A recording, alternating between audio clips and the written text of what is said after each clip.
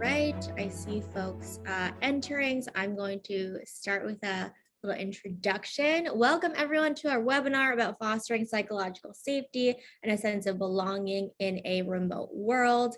If you'd like to submit questions throughout our conversation, please feel free to use the Q&A function or the chat function in the Zoom. This is also a recorded webinar, so it will be on our website shortly, and I will drop the link in the chat afterwards as well. My name is Christina Giordano, she, her, and hers. I'm the Senior Partnerships Manager at AllVoices and host of our podcast, Reimagining Company Culture.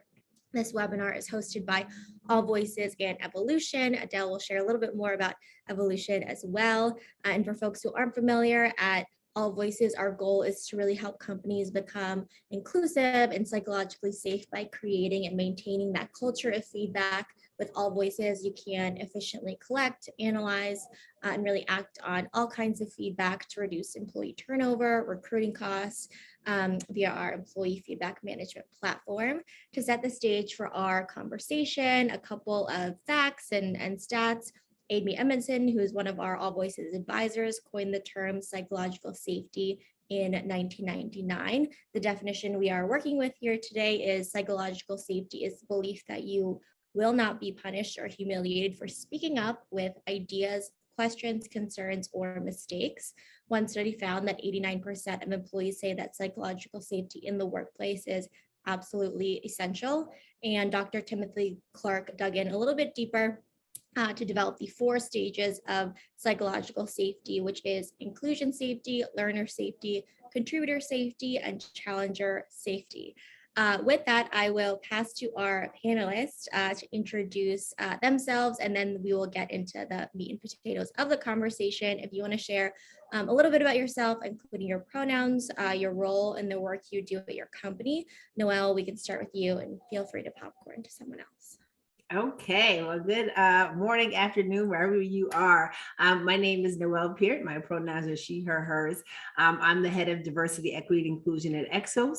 What we do is help people get ready for the moments that matter. So a lot of the work that I do is focus on our employee resource groups, helping to ensure that our DEI strategy is infused within the organization in all aspects of the business. And I'll pop it over to Adele. Let me get myself off mute there. Hi, my name is Adele Rom, and I go by my pronouns I use are she, her, hers as well. I am a leadership coach and business consultant with Evolution, and I primarily focus on helping executives and leaders on the personal side, on the coaching side, and then doing consulting work, usually with business transformation, culture initiatives, and organizational development. And I'm very excited to be here today. And I'm going to pop it over to Anju. Thank you, Adele. Hi, everybody. So excited to be here this morning. My name's Anju Choudhary, and I pronounce as she, her, and hers. And I'm currently with Nextrol. I've been in learning and development for about 20 years now, which is pretty amazing to me because the way I describe my current role is to create a space for learning and reflection for all our employees. In addition, I've spent some time in D&I, people programs, change management, performance management, and other people team roles. If you're not familiar with Nextrol, we are a marketing tech company, and we have a very powerful stack that is fueled by our 2 distinct business units, AdRoll and RollWorks. AdRoll business unit is really one of our direct-to-consumer brand that works on display ads, social ads, behavior, email, and actionable insights in one platform. And then the other business unit, RollWorks, really drives business-to-business growth with an account-based platform that identifies the accounts and engages them across channels and measures campaign effectiveness. So we have very powerful technology between these 2 business units, and good to be here. Thank you. Awesome. I appreciate all of your different perspectives on this topic of psychological safety, and definitely want to jump into it to say, you know, with the definition that we talked about in terms of feeling like you can speak up, be heard without those repercussions, what are key indicators that that psychological safety is present and intentionally cultivated at your company? Anyone can jump in, but Noelle, I want to start with you first. Yeah, great question, Christina. I think, when it starts, you said it before, that people feel valued and connected. And I think that's the cornerstone of it, where people can truly be themselves. People have used the phrase, being your authentic self, but that just doesn't just happen on day one, right? The environment has to be created in order for that to thrive. And the ability also to speak out and speak up is really part of creating that psychological safety, that I feel comfortable in, whether it's going to my leader or to my peer, or whether it's the highest level of leadership. That environment has to be able to show up in that space where everyone knows that, like, hey, I can do this, right? Not just the sign that you put on the wall or an email that's sent out that says that, hey, you can speak up, but truly feeling that sense is really important. And then, of course, that's tied to that sense of belonging. But I love to hear how everyone else feels too.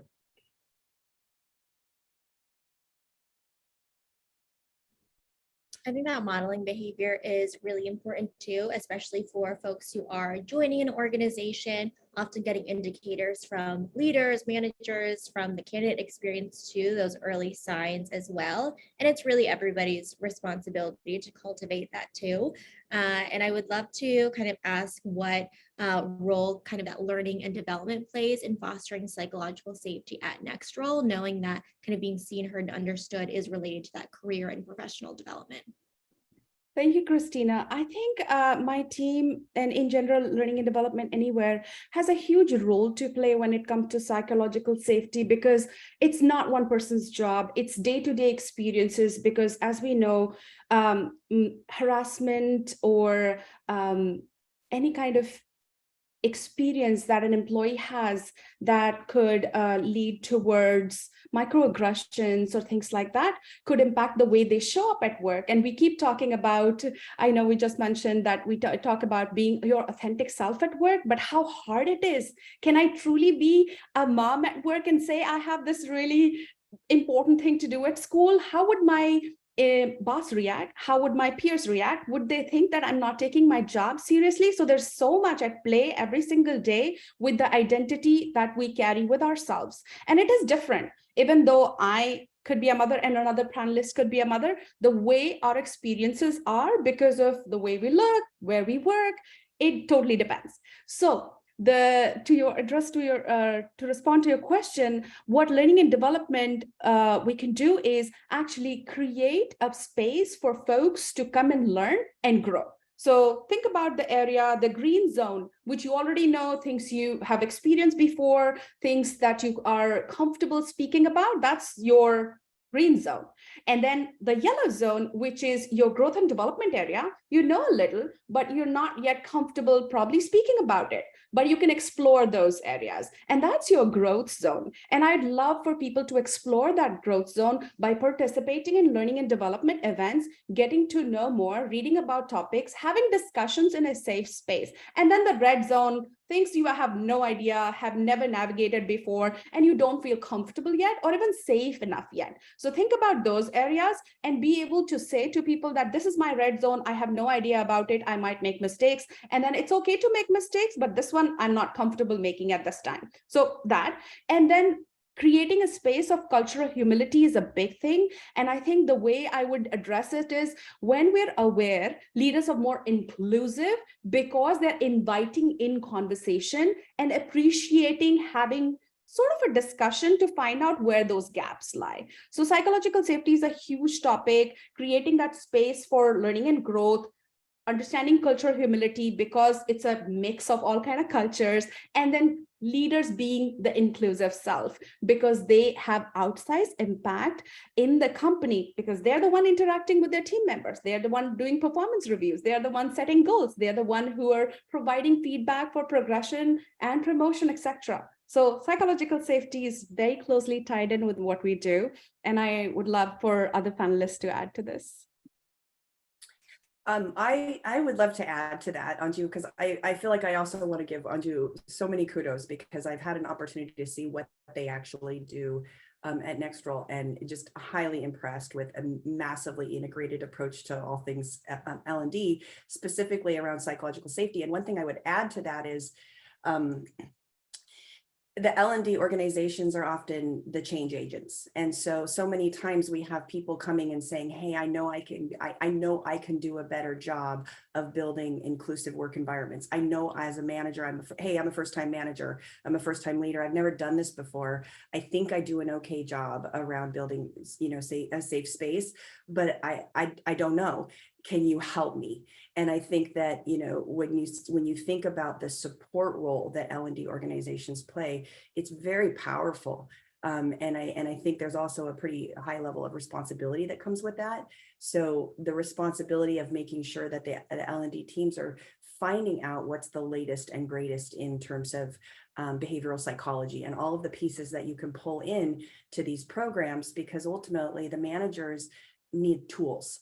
And your L&D team is really creating these amazing tools for change. And so just really weaving it into the DNA. And I know Anju's organization has done a fantastic job of that at Nextdoor. Yeah, people definitely need tools. They need to have a framework. Anju, I love what you said about kind of the yellow, green, and red zones too, to really use that language, understand kind of where you are as well, being your authentic self, and really ensuring that managers and executives have the framework to create that on their teams and set the stage too. Andrew, you also mentioned caretakers and working parents, and just kind of relating to your identity at work. And Adele, you mentioned that integrated approach to learning and development, and also related to diversity, equity, and inclusion, related to the retention of employees. So a very important piece of the employee experience. But I do want to ask kind of directly, what is the relationship between DEI and B with psychological safety at Exos, Noelle?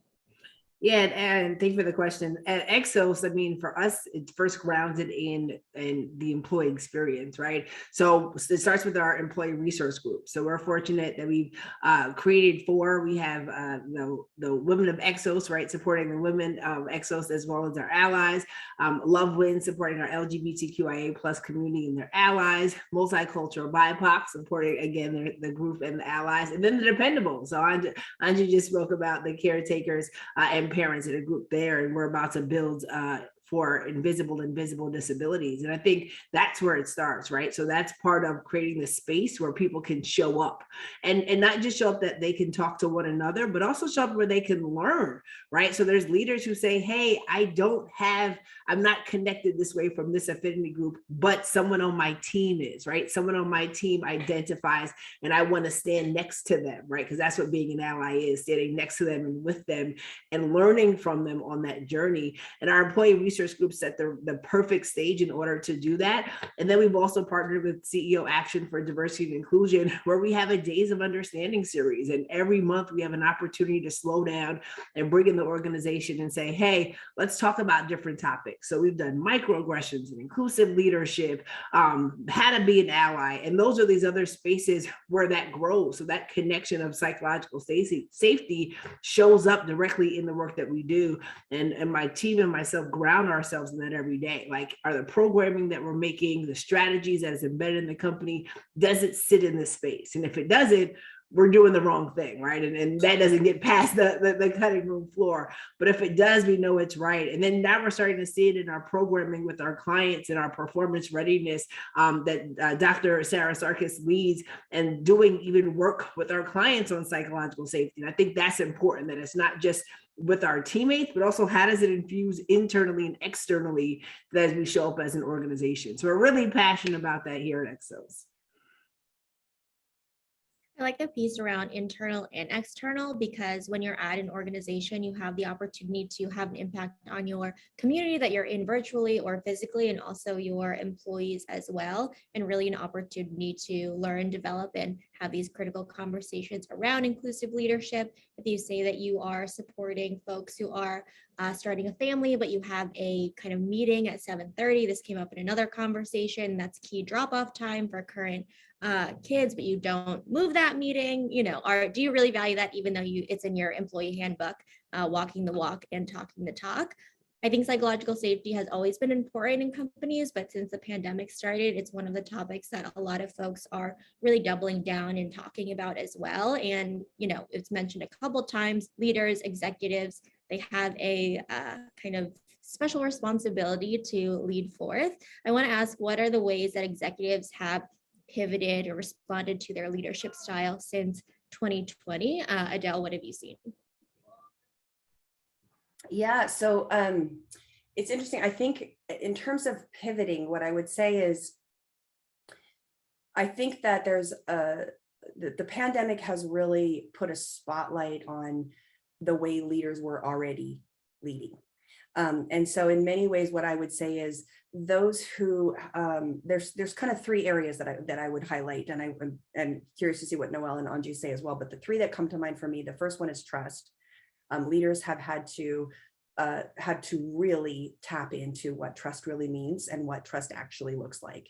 The second one is around empathy, and the third one is around communication. And I want to really emphasize the trust one, because what I would say is, one thing about human nature is, trust is often earned.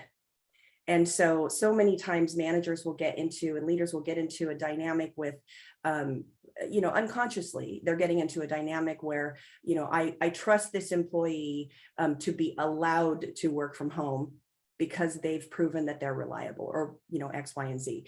And the pandemic has really created a situation where it's no longer, you didn't get permission to be allowed to work from home. All of a sudden, everybody's just working remotely. So it really forced leaders to, I think, do some true reflection on what goes into trust for them, because you have to sort of you had to default to trust in this environment for things to actually work. I think for businesses that were already remote, that wasn't a huge shift, because that was part of the DNA of those companies to come into. But I do think that many of the organizations where I've seen there be a hybrid, or they were all of a sudden working fully remote and kind of going back to an office environment, everybody's a little different. But the common theme, what I see is leaders have had to reshape the way they're thinking about trusting and not getting into that tendency around micromanaging and all of those things. And I would also say the flip side, because I know the question, great question, by the way, Christina, was around what leaders needed to pivot, but I would also say employees have to show that they're trustworthy. So I think that there's kind of a really true, like, mutual relationship that is going on there around trust, that the pandemic kind of surfaced about that relationship around, I can trust you, and by the way, I'm trustworthy for you to be able to trust me. That's the first one. The second one was around empathy. And I think that leaders have really had to pivot into leaning into empathy. And, there's nothing like a Zoom room where you all of a sudden have a lens into people's private lives that you've never seen. And I do think the beautiful part of that was it really did create some empathy between leaders and sort of the general population of employees, especially in larger organizations, of what their employees actually experience day in and day out.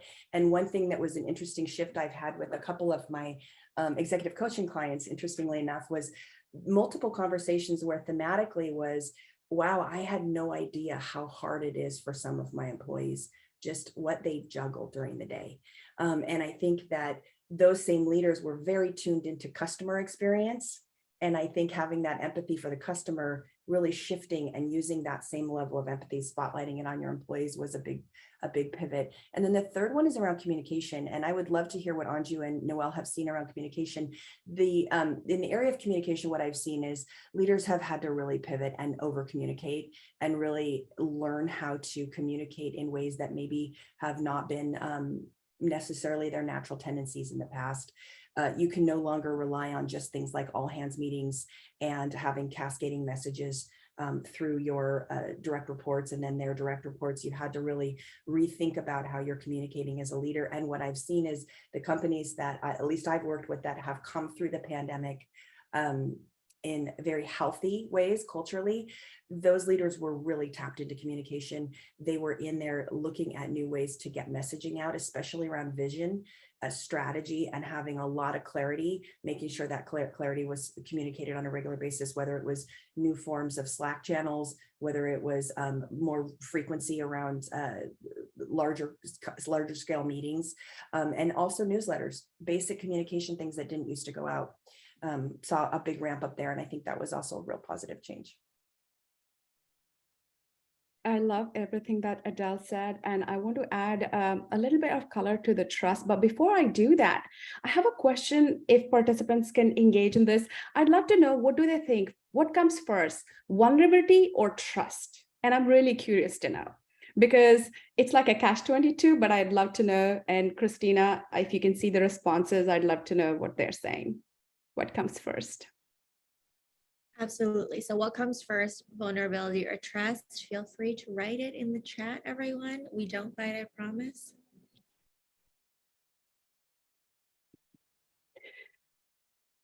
And what do you think is the consensus? Where are we leaning towards, Christina?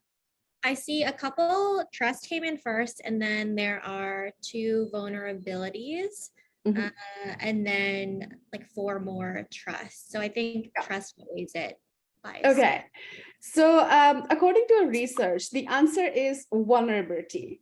Can't have trust without first being vulnerable, even though that is scary. So trust is outcome of vulnerability process. And it's kind of hard because sometimes during situations, I feel like, did I trust this person that I could tell them first? Or did I first trust them to share a private information that impacts me on a day-to-day basis? Something as simple as, hey, I have this morning engagement where I have to drop off my children. So it's hard for me to do these things in the morning. So I will probably expend my day later.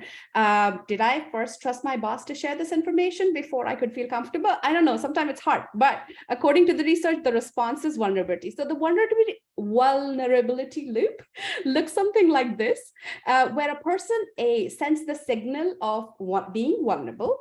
Person B detects the signal. Person B responds by signaling their own vulnerability. Person A detects the signal, and the norm is established, and closeness and trust is increased. And this is by Coyle 2018 research. Feel free to explore more about it. But I feel like this has played a huge role at Nextrol.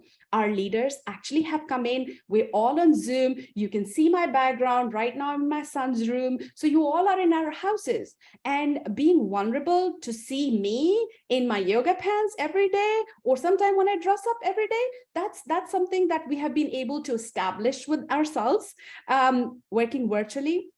Many things have come through, but we've established that our leaders will have a constant loop of communication with the team members and identify where the gaps are and where the support is needed. So I wanted to give that color about trust and vulnerability, but also explore more about yourself, because few other areas, like Adele mentioned, communication is big, trust building, being able to build trust is really important. Cultural humility is really big, which being a lifelong process of self-reflection and self-critique, whereby individuals and teams can identify where our biases are and examine self-beliefs and cultural identities. And then time, feedback, and disagreement are the areas where mostly the tension occurs in teams. So when you're cross-collaborating with team members, focus on communication, time, trust, feedback, disagreement, and how you lead. Those are the areas our leaders are really thinking about, especially after pandemic. So we started working on some programs from learning and development, inclusive leadership being one of them, where we're talking about what does inclusive communication mean? Where do you think you understand between your team members, there might be people who do not feel comfortable speaking about? How do you address those? You don't want to put people under the spot, you don't want to burden them, but our employee resource groups also play a huge part. And our DNI team has made these safe spaces for engagement through either having events where we create sense of belonging for people, create awareness about events. In fact, the way our leadership team has supported our employee resource group, DNI, and rest of the people team to be able to bring these programs despite us working in a hybrid environment is something that I commend really well, because otherwise what happens is you're just focusing on the business, and then you think that all these engagements can wait, but actually they need to continue as is, in fact, more so. So providing those tools and resources that people feel continuous engagement with their organization. I miss that power and energy that we felt when we were in the same room in the office, when we had global town hall meetings, and we can't do that anymore. So leaders need to do a little bit more better job of being there for their team members. Yeah, that empathy, communication, the trust, Adele, that you were talking about is really important. And also, I did not know vulnerability is statistically, comes before trust too. So I love to see that as well. Also, everyone in the chat should be working now. Sorry about that technical difficulties. So I do see a couple of audience questions coming in too. So we'll integrate that throughout our conversation too. One of the questions that came in was, what are some examples of the events that create a sense of belonging? So any kind of examples there, anyone can jump in and answer that question. I could start. So I mentioned before I work with CEO Action with our Days of Understanding series. Like I said, it's a space where people can start the conversation. Our employee resource groups lead those conversations, which makes it even more authentic, right? It's from their teammates. They're hearing from one another. They're connecting. I would also say spaces where you can have storytelling, right? Because when I share who I am and you get to share who you are, like we're making a connection. We're feeling that. And when you understand who I am, then when I do something or I say something, right, that may not necessarily, like, where I'm coming from. So you're able to receive it in a way that, oh, hey, it came from Noelle, so I get that, right? Or if what didn't resonate, then you're okay and you feel safe to ask that follow-up question. Hey, Noelle, you said this and, oh, it didn't sit well with me. But if we haven't created that space where, you and I can connect, and that's really hard. So that also helps with sense of belonging.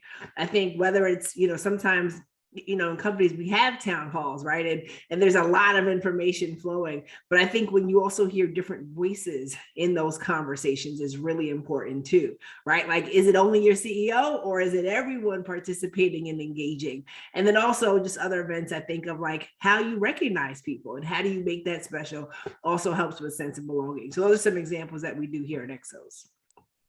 I want to share a story about me joining Nextrol, and this was 2019, and this was closer to the end of the year. And as I joined after a few days, our employee resource group called Role Asia actually celebrated Diwali, which I felt so happy about. I loved that my company was celebrating my culture. They were educating other people about it, and they participated. Everybody at Nextrol participated in their own ways of celebrating my function, and I felt like I belong to this space. Similarly, we have 8 very active employee resource groups, and they take their job really well. So we, in the month of October, we had our Rainbow Role Employee Resource Group present National Coming Out Day panel, where rollers who wanted to share their stories did that. And it created one, awareness, 2, empathy, but also just like, I did not know about their experiences at all. And these are the people that I work with every single day.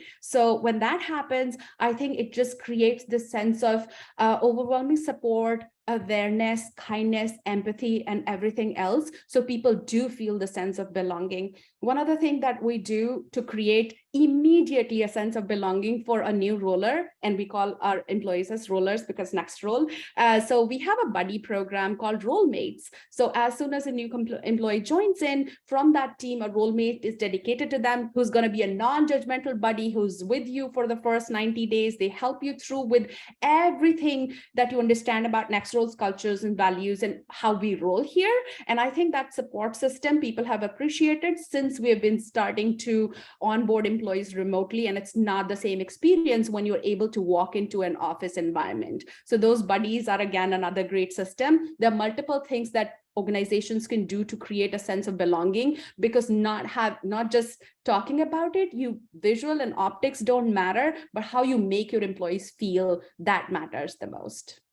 I'd love to add, if I can, is that, Anju, were you done? Sorry, were you? Yes. Okay. Thank you. So I'd love to add a couple of things. I know that we have a ton of L&D people on these calls. And one thing I just like to say is double, triple, whatever down on your orientation, your onboarding.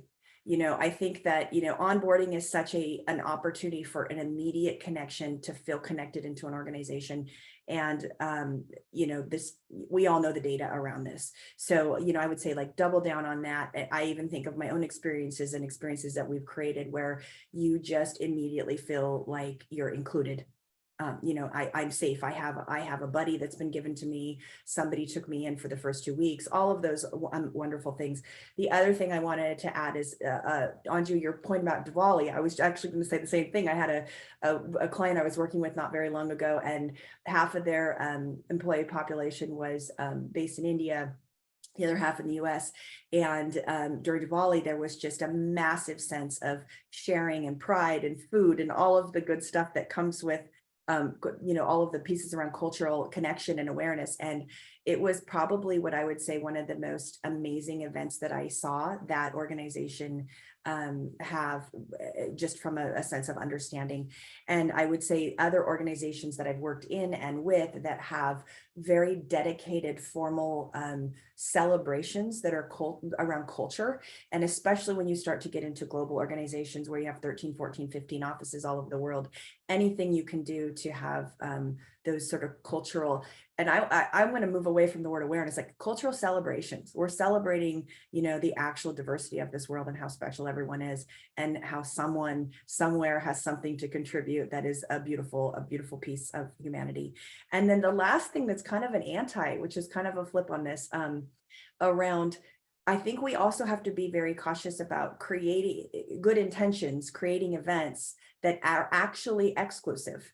And I see that as well. And I saw something on LinkedIn the other day that I thought was really interesting around a person posting that around events that are centered on alcohol, and how, for there is a large population of people that does not drink, and was feeling that this thread was kind of around feeling around.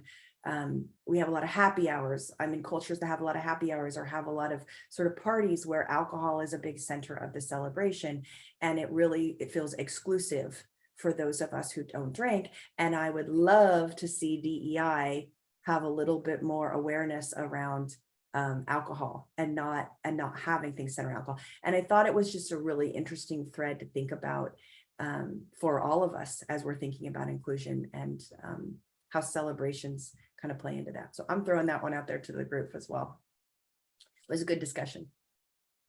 Yeah, I think that's really important to remember. Not everything needs to be a happy hour, or 90% of things as well. We can get much more creative than that too. Noelle, to your point about storytelling and having those spaces to create meaningful connections and share experiences with your team is really important. And I think, a common thread between all the answers is really investing in the workplace time, money, and resources. If it's employee resource groups, if it's events, if it's programming, celebrations, in a sense of belonging. You can have a great intention of doing it, but how are you moving it forward? How are you creating that space as well? We have another question. This is one that came in via a direct message. I'm 1 month into my job. How do I know if my manager is truly open to feedback in a remote first workplace? Are there any signs? For example, they asked for feedback, but I haven't seen anyone give any kind of feedback openly. So the question is, how do I know if my manager is open to feedback in a remote first environment? And anyone can answer. I'd say keep it simple, just ask them. I mean, would you like feedback? It could be it's as simple as that. Sometimes people are like, or how would you prefer getting feedback? Maybe that's it. And if you're a manager, I'd strongly recommend READMEs. These are kind of documents that you can put together for your team, especially when you're beginning a new team. I mean, even if you're not a manager, you could use them. If you search for READMEs for managers, you'll find plenty of documents. It just says, hi, my name's Anju. I work in this geography from this city. These are my working hours. My preference for getting feedback is this. This is how I communicate. If you want quick answers, Slack me, like all of that good stuff. That allows teams to create a safe space because they're like, Anju, you mentioned you like Slack, and that's the best way to get response. I think this also associates to getting psychological safety in the team because they know they can feel safe when they're responding in this way. And if there's something new, they could ask and have a communication. So I think it rolls down to something like that. I would agree. Asking, right? Like my grandma always says, closed mouths don't get fed. So asking, right? For it. I think the other piece is also asking for yourself too, right? Because now if I've opened up the door and said, so Christina is my leader, and I say, hey, Christina, do you mind giving me feedback? Now Christina's in a different space, like, oh, okay, right? Like she's giving me some, then all of a sudden, then if I say, well, Christina, like at the end, like, do you mind if I give you something? Now it feels like you're in a more comfortable space, the leader sometimes, because they may not know how to initiate that conversation. So if I open up the door to show that I am open to receiving it, they may also then show, right, even if they haven't before, that they're open to receiving feedback. So I think that's another way to kind of maneuver through the situation as well. The other thing I'd add to that is I agree with Anju 100% that you have, the only way you know is to try to give it. One recommendation that I always have is when a leader says, does anyone have any feedback? Oftentimes intellectually, they're being honest. They want the feedback. It doesn't mean that emotionally they're as necessarily fully equipped to receive it. So I always say, when someone says, does anyone have any feedback? It's always great to start with, thank you for asking. Thank you so much for asking. I actually do have some feedback to give you if you're comfortable with it. And that way it also sort of holds the mirror up to that leader of just a reflection of, you're asking for this feedback. So you also have to have enough self-awareness then to also be, to know that it's going to come if you ask for it. The other piece of it for everyone on here that is in a culture that is self-identifies as we're a culture of feedback, because we hear that a lot, we're a feedback culture. In order to truly be a feedback culture, people need to have the tools to know how to give feedback and receive feedback.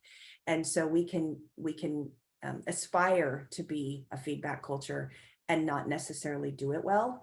And so I do think that if you're in an L&D team or you're just a leader in general, really providing tools and mechanisms for people to learn how to give and receive feedback, and also know, like, we're not perfect.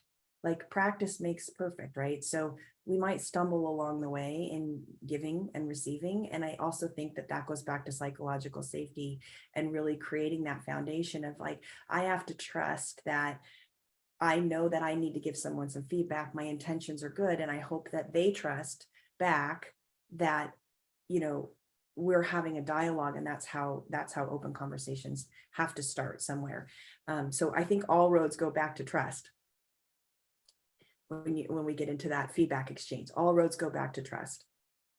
All roads go back to trust. Nobody is a mind reader, and also really having that conversation is important. I know at one of my jobs we did kind of user manuals. Anju, I think that's what an example of what you were talking about too, in terms of working hours, kind of the style of liking to give feedback one-on-one in a group, set times for meetings so folks can prepare as well, and really asking if somebody is in a headspace to give or receive feedback too, and really having that intentionality behind it as well. We have kind of another question, and we've been talking about this too in terms of, it doesn't only have to be constructive or negative feedback. There's feedback of all kinds. How do you recommend creating space for new ideas and innovation, knowing that ideas based on a product, organization, process can really come from anywhere? But sometimes I feel like, even I feel this way too, is, it's a dumb idea, or I'm new at the organization and I don't know if it's going to be received well. How do you really create that space? Adele, what have you seen work really, really well? I've had the luxury of working in some organizations that were incredibly innovative and really created a lot of space for that. And what I would say is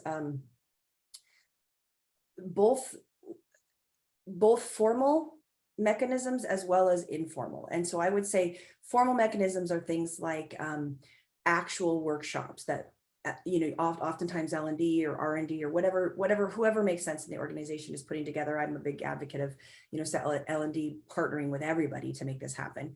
One example, there was a company I worked at early when hackathons weren't very normal. It was kind of pretty progressive at the time.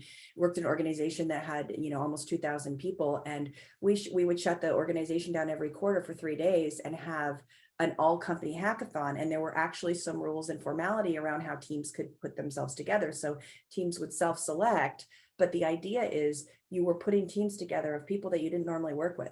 So on any given team, you'd have 10 to 15 people. There might be a couple engineers that were used to having sort of hackathons, but they would be on a team with a legal person and a person from the finance team. And what came out of it was absolutely ridiculously amazing, so inspiring. And so many of the ideas ended up being a huge part of our product and the features of that particular product. That was probably one of the most formal, and the other thing is highly supported by the executive team. They were in there. The executive members were in the hackathon hacking away on the teams themselves. And so that was a big like walk your talk moment around innovation. The other thing I think that we sometimes underestimate is the power of surveys. So because oftentimes you're generating questions that lead to shining a light on something that then requires some innovation around it. So it helps you sort of identify where we have some opportunities for people to form innovation teams. Informally, what I would say, this goes back to the executives and sort of the leadership of the organization behaving in ways that promote innovation. And I think that happens at micro levels. That happens in the way the leader shows up in the team and actually says openly in meetings, behaviorally, what do you think? What do you think? What have we not thought of? What are we not seeing here? And really behaving in a way where they are creating a place of expansion and a space for communication. We have our best ideas when we're in the shower, right? So the reality is you have to create the space to do that. And I do think that's where leadership comes in. That's where when you start having individual coaching and the type of work we do at Evolution, where we're working with leaders at a one-on-one level, the idea is so that those behaviors actually then are more transformational when they're working in groups and they innovate. So I'll stop there and I'll let Noelle and Anju add to that. So we are big on feedback culture at Nextrol. We partner with Culture App with continuous surveys regarding manager effectiveness, inclusion survey, pulse survey. We survey after learning programs. One of the things which is crucial after the survey, people talk about survey fatigue a lot. We do survey a lot. But the point is, people aren't necessarily, one, of course, you're tired of giving feedback multiple times, but you would be tired and would not be responding anymore to feedback if you don't know what happened to the previous feedback that you gave. So one of the places where Nextrol scores really big is, do you know what happened to the last time the feedback and what actions taken on that? And we score really positively. So when people know that you will be taking their feedback very positively, you will be acting on that feedback, something will come out of it, then people are more open to providing a feedback. Because our topic is psychological safety and innovation, I have another question for the audience right now. And that question is, do you think teams with high psychological safety have more or fewer mistakes than those with low psychological safety? And it's really important that people understand that. So do you think the teams where there's high psychological safety, they have more or fewer mistakes than where there's low psychological safety? And I'm curious to know, and then we're going to tie it in. Fewer. I said more. Probably more because they feel safe to share their mistakes. It's my mentality too. I like how people are thinking, because psychological safety is a key ingredient to today's fast-moving, innovative, successful companies, and employees who feel psychologically safe will be more willing to push the bar for themselves, their colleagues, their leadership team, and put the company in a stronger position to strive because they're more open to taking chances, being more creative, coloring outside the boxes, thinking really radically different. Because they feel comfortable and no ideas are bad ideas, there are opportunities. So something that Adele mentioned in terms of hackathon, we also have hackathons where cross-collaboratively, so I could reach out to the team and say, you know what, I'm thinking of a mentorship program. I don't have a tool for this. Who can partner with me? And then people can raise their hand. We can come together and build a tool like that. That only happens when what if people are afraid and like, this is going to fail? If it's going to fail, my advice is, fail forward, because you can think about what's going to happen is you try things, fail quickly, learn from that. So I'd encourage folks to think about what was your most recent failure, what type of failure was it, and what action would you recommend? coming out of that failure. And one of the quotes that resonates really well with me on this topic is safety that gives individual and teams the freedom to explore, experiment, fail, and try again without the fear of reprisal. That's what you're thinking about when you're thinking about psychological safety. And that's the foundation for inclusion and team performance. So teams where there is more psychological safety will tend to have more mistakes, but those are low cost mistakes because people would fail forward. Julie, I'm looking at a couple of comments from Julie Rogers, and I appreciate the comments. The piece of one of the things that Anju's also highlighting on for those of you who are familiar with Simon Sinek's work around and kind of his thoughts around safety and the circle of trust and all of that. And I know that in his book, Leaders Eat Last, that one, there's a section in the book where he talks about the circle of trust, and it's only when, like, he talks about the original, sort of the OG group that starts the organization. It's only when the circle of trust continues to expand to everyone in the organization. And then he talks about the correlation with innovation to that. And if you just kind of think about that, innovation can't continue to happen with the same 5 people as an organization grows. So when you just start thinking about what Anju's saying around this, the ability to make mistakes, the ability to continue with dialogue that leads to innovation, and just that circle getting bigger and bigger and bigger. And going back to the original question around Christina's question around innovation can't happen with, like this. It has to happen like this. And so if you haven't read Simon Sinek's work on this, I would highly recommend it. I think it's pretty fabulous. Drop that recommendation in the chat as well. I think that is a good one too. And I think this next question also relates to what we were talking about as well in terms of bringing in data to high performance teams with psychological safety produces better outcomes as well. But this anonymous attendee said, I've seen that driving for business results can sometimes look far less sensitive to the people's daily feelings and needs. For example, a rule to cease all activities that aren't driving for a monthly target, for example, can be a healthy intent and create results, but also bring on some psychological danger to folks. And I think this is relevant because, especially as we have been seeing of an impending recession, people making cutbacks around, direct things that relate to ROI, et cetera. But to continue the question, I'm curious what this group has to say about business goals that tug at people's safety and how we can offset while still being driven, even stir and hold people accountable for results. So really relating to the business and, keeping psychological safety top of mind.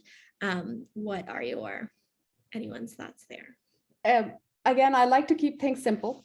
With that, what I mean is people do not feel psychologically unsafe if they're questioned about their goals and responsibility and accountability. It's the way you ask that question, it's the way you set those goals, it's the way you do reviews. So in that, if there's an undertone of a bias, in that, if there's an undertone of judgment, if during every time when they're being questioned, it's coming from a place of one of those places is when people feel psychologically unsafe. I wouldn't feel offended by somebody questioning me about my goals and holding me accountable in case it's done respectfully. And it's what I'm doing. It's my job. So I shouldn't feel offended by that. But what's the tone? How are we making them feel every day is when challenges happen. So I think it boils down again, how's the trust factor in all of this? Because if they have a great relationship, accountability is really crucial towards keeping up with business goals.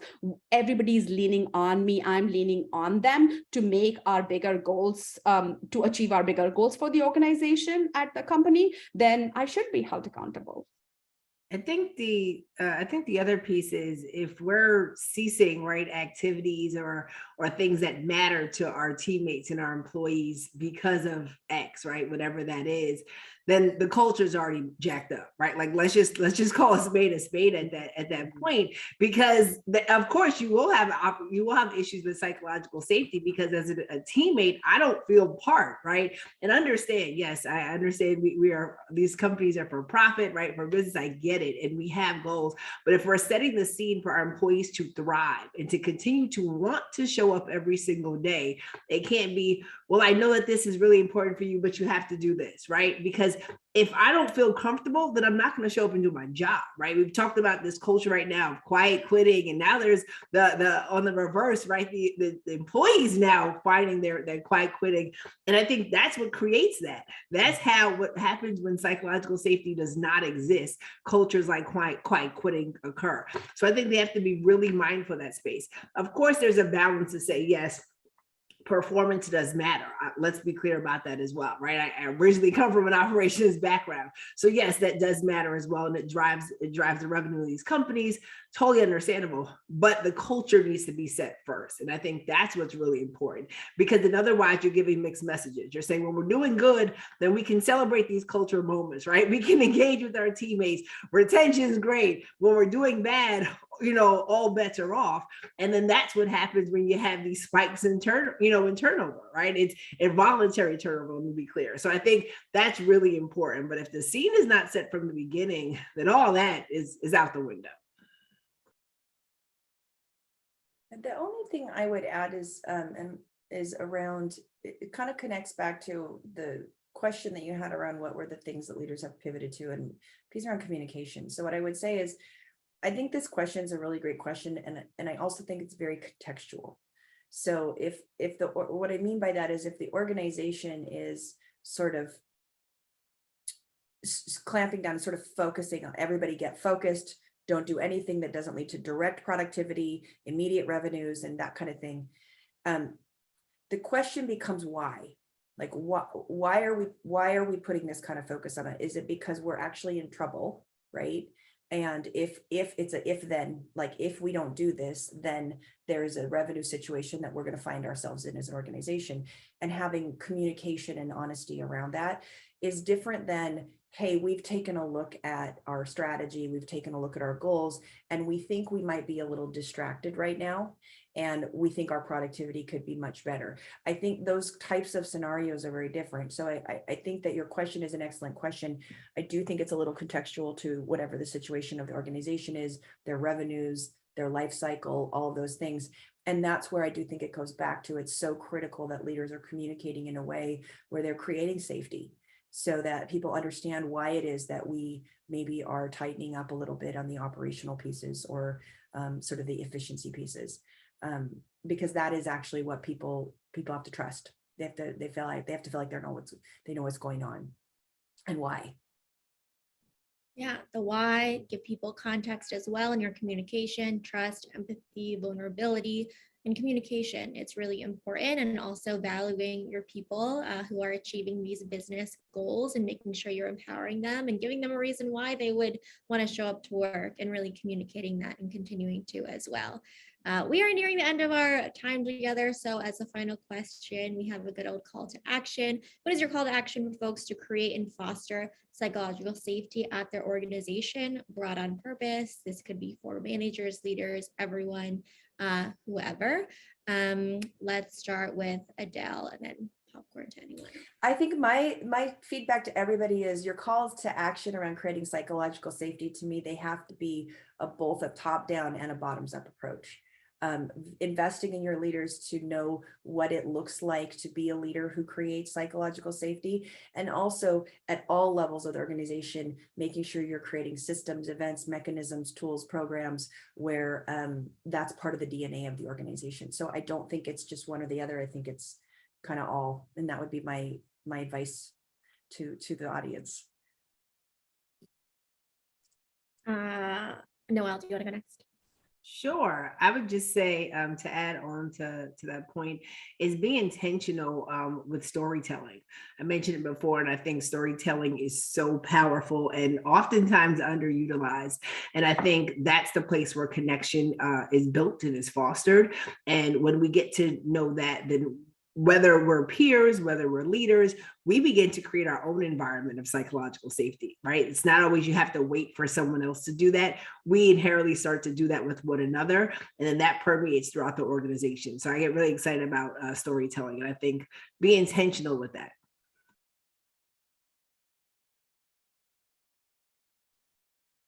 And then my advice is, do what Adele said and do what Noelle said. Additionally, ask people how they're doing, and stop to listen in And when you ask, truly mean it. So listen in when they respond.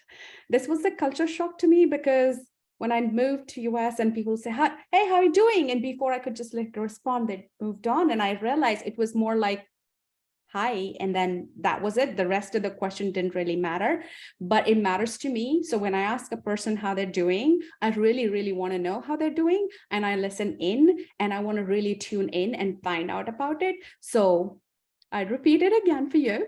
Ask people how they're doing and then mean it. Ask people how they're doing and mean it, be intentional and invest in that storytelling and think about psychological safety from a top-down, bottoms-up approach. Invest in what it looks like to be a leader and executive who really fosters psychological safety on their team and at their company. Adele, Noelle, Anju, thank you so much for being on our webinar today. I'm going to throw up on the screen the activity ID for folks who are listening in and are doing that SHRM accreditation as well. If you have any questions about AllVoices, please let me know. And thank you everyone for tuning into our webinar. It'll be on our site within a week too. So if you enjoyed this webinar and want to share it with friends, family, or coworkers, feel free to do so. But have a great rest of your day, everyone, and happy November 1st. Bye, everyone. Thanks, everyone. Thank you. Thank you so much.